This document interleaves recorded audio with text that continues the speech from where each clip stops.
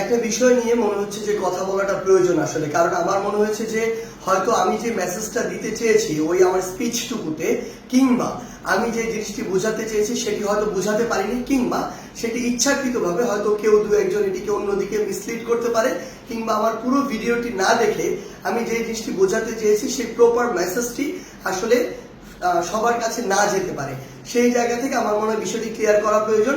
সেটি হচ্ছে, আমি আমার ঠাকুরগাঁ জেলার একটি মত বিনিময় সভায় আমার হিন্দু ধর্মাবলম্বী ভাই বোনদেরকে নিয়ে একটি বক্তব্য দিয়েছিলাম, যেই বক্তব্যটিকে অনেকে অনেকভাবে আসলে প্রচার করার চেষ্টা করছেন।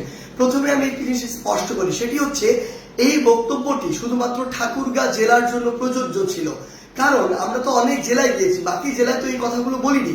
তার মানে ঠাকুরগাঁ জেলায় এই বক্তব্যটির একটি বিশেষত্ব রয়েছে, এবং এটি সত্য। আপনি যখন ঠাকুরগাঁ জেলার ওই আমাদের আসনগুলোর দিকে দেখবেন সেখানে যে ভোটের সংখ্যা, সেখানে আমাদের হিন্দু এবং মুসলিম যে ধর্মাবলম্বী ভাইরা রয়েছে তাদের মধ্যে ভোটের রেশিওটা হচ্ছে অনেকটা 45-55 বা কিছু কিছু জায়গায় 50। ইভেন আমার যে ইউনিয়ন সেখানেও এটি প্রায় 45-55 এই ভোটের সংখ্যাটি হিন্দু ধর্মাবলম্বী এবং মুসলিম ধর্মাবলম্বী ভাইদের মধ্যে।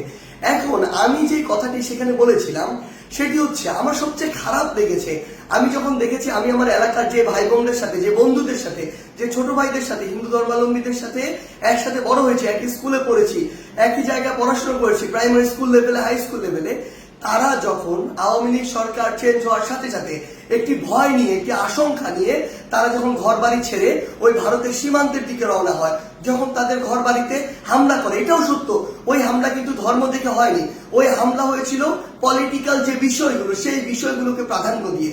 কিন্তু আমার সবচেয়ে কষ্টের জায়গা, তারা যখন আসলে সীমান্তর দিকে রওনা দেয় নিজের সেফটির কথা চিন্তা করে, এর চেয়ে কষ্টের আর কি হতে পারে? কেন তাদেরকে ধর্ম দিয়ে জাজ করা হবে? এই আন্দোলন তো নির্দিষ্ট কোনো ধর্মাবলম্বীদের আন্দোলন ছিল না। এই আন্দোলন বাংলাদেশের সকল ধর্মের, মতের, বর্ণের, সকল বয়সের, ইভেন ফ্যাসিস্ট আওয়ামী লীগ বাদ দিয়ে সকল রাজনৈতিক দলের অংশগ্রহণের একটি আন্দোলন ছিল। সেখানে তারা তো বাংলাদেশের নাগরিক, বাংলাদেশের নাগরিক হিসেবে কেন তাদের মধ্যে এই ভয়টি থাকবে? কেন তারা এই বর্ডারের দিকে যাবে? সেই জায়গা থেকে আমি বলেছিলাম যে এই দায়টি আসলে একদিক দিয়ে আপনাদের উপরে যায়। আমার যুক্তিটি বুঝতে হবে কেন আমি বলেছিলাম যে এটি আপনাদের দিকে যায়।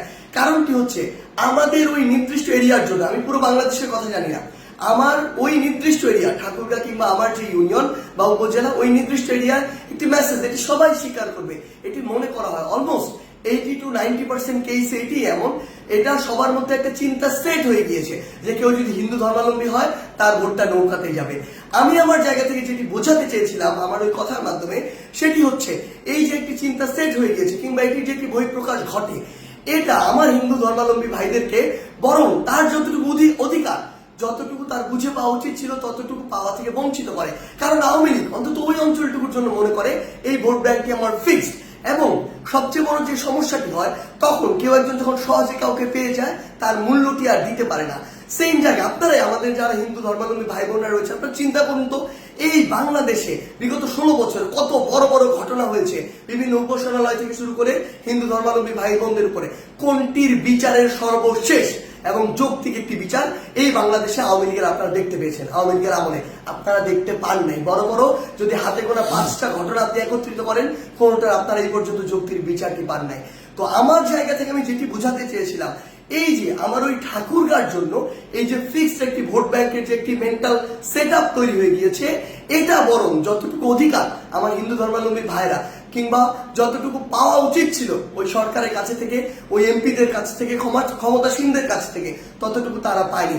আবার বিপরীত দিকে আরেকটি ঘটনা হয়েছে সেখানে, সেটি হচ্ছে বিএনপিরা মনেই করে যে আমার যারা হিন্দু ধর্মাবলম্বী রয়েছে সেখানে তারা সম্ভবত অধিকাংশ ক্ষেত্রেই তাদের ভোটগুলোতে নৌকাতে যায়। সেই ক্ষেত্রে তারা যদি কখনো ক্ষমতায় আসে বা থেকে থাকে, তাদের কাছেও যতটুকু গুরুত্ব পাওয়ার কথা বা যতটুকু প্রায়োরিটি পাওয়ার কথা ততটুকু পায় না। তো দিন শেষে কি দাঁড়ায়? দিন শেষে তারা আসলে বোথ সাইড থেকে, আমার জায়গা থেকে মনে হয়েছে ওই নির্দিষ্ট এরিয়াটিতে বঞ্চিতই হয়েছে। এই জায়গায় আমি বলতে চেয়েছিলাম, আপনার কোথাও ফিক্সড হওয়ার প্রয়োজন নেই। যে আপনার কথা বলবে, আপনার কথা শুনবে, আপনার যেটুকু অধিকার সেটুকু বুঝে দিবে এবং আপনার প্রয়োজনে আপনার পাশে দাঁড়াবে, আপনি তাকে ভোট দিবেন। কোনো দল দেখার প্রয়োজন নাই, মার্কা দেখার প্রয়োজন নাই, ভোট দিবেন যে আপনার জন্য কাজ করবে তাকে। এবং আরেকটি যে স্পষ্ট করি, একদম 5ই অগস্টের সেই ছাত্র জনতার অভ্যুত্থানের দিনে সন্ধ্যায় যখন আমার ইউনিয়ন থেকে আমার একজন বন্ধু ফোন দিয়ে বলে হিন্দু ধর্মাবলম্বী একজন বন্ধু, কারণ আমার ইউনিয়নে 45-55 হচ্ছে এই রেশিওটা হিন্দু ধর্মাবলম্বী এবং মুসলিম ধর্মাবলম্বীদের মধ্যে। তো আমার বন্ধু যখন একজন ফোন দিয়ে বলে যে তারা আশঙ্কা করছে যে তাদের কোনো একটা ব্যবসায়িক প্রতিষ্ঠানে কিংবা বাসায় আটক হতে পারে, অ্যাটাক হতে পারে, সেই জায়গা থেকে সাথে সাথে 5ই অগস্টের প্রথম আমার হিন্দু ধর্মাবলম্বী ভাইদেরকে যেন প্রোটেক্ট করা হয় সেই বিষয়ের ভিডিও যার থেকে গিয়েছিল তার নাম সার্জিস।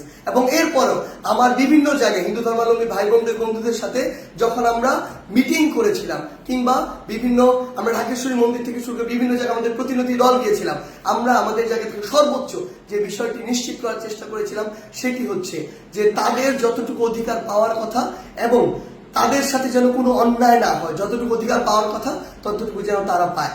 হয়তো আমি আমার জায়গা থেকে সেদিন আমার মেসেজটি ঠিক মতো বুঝাতে পারিনি, যদি আমার সীমাবদ্ধতার কারণে আমি বুঝাতে না পারি সেই জন্য অবশ্যই আমি আমার জায়গা থেকে দুঃখ প্রকাশ করছি, এটি করতে আমার বিন্দুমাত্র সমস্যা নেই। কিন্তু আমার যে উদ্দেশ্যটি ছিল সেটি ছিল অবশ্যই আপনাদের যে অধিকার সেই অধিকারের পক্ষে। এবং আরেকটি জিনিস স্পষ্ট করে বলে দিতে চাই, বাংলাদেশের নাগরিক হিসেবে যতদিন আপনি আপনার এই অধিকারটুকু বুঝে না পাবেন ততদিন আপনাদের পক্ষে আমাদের সবার যে লড়াই, বৈষম্য বিরোধী ছাত্র আন্দোলনের যে লড়াই সেটি চলবে। ধন্যবাদ।